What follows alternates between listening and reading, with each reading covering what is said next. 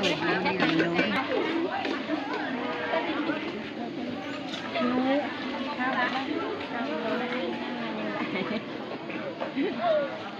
เสื้อเจ๊ใส่ต้นโพนเนาะต้นโพอีละเสื้อเขาคิดต้นโพมีบอกอันน้ำยัดได้นะหมดแล้ว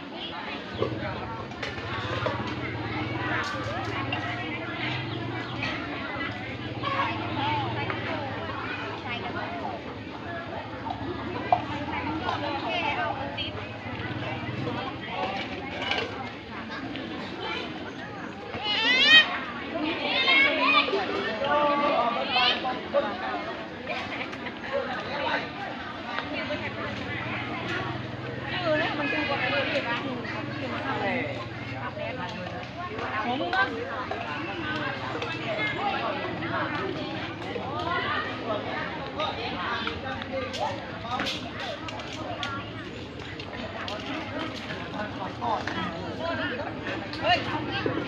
อย่าเลยไม่ได้พูดเลิกกันอยู่นะขอทุกอย่างไหมลูกคนเบาเลยแต่เราจะวางมุกอ่ะหลักมันจัดหมด